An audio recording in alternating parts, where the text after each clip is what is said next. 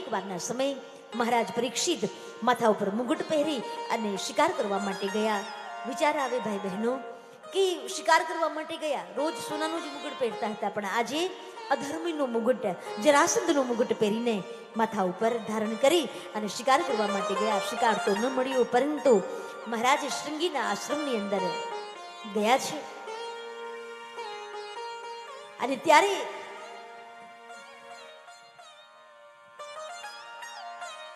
શમિક મહારાજ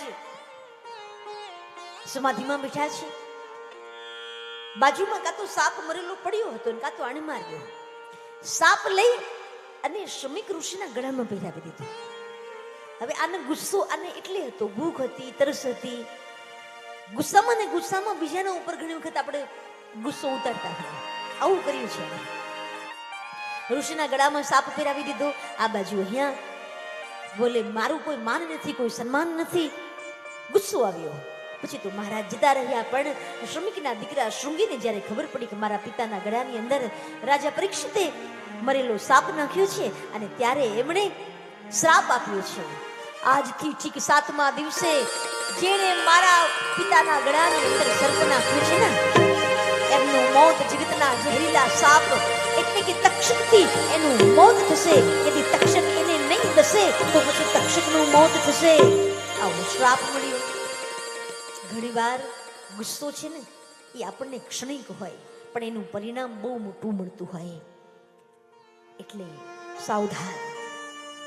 તો આજે મનની અંદર ગુસ્સો આવેલો ને પરિણામ આ આવ્યું છે, શ્રાપ મળ્યો છે. પછી તો આ બાજુ અહીંયા શૃંગી પોતાના પિતાના પાસે આવ્યા, રડવા લાગ્યા છે અને કહ્યું, પિતાશ્રી સુનો, સામે જુએ, આંખ ખોલી. હા બેટા, કેમ રડો છો? અને ત્યારે કહે છે, પિતાશ્રી આપના ગળાની અંદર એ દુષ્ટ દુર્બુદ્ધિ પરીક્ષિત, અને એને તમારા ગળાની અંદર સર્પ નાખ્યો છે મહારાજ. ઓહ,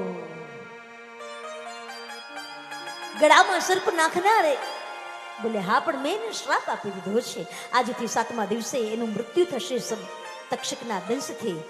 ઓહ, અને પછી તો મહારાજ પરીક્ષિત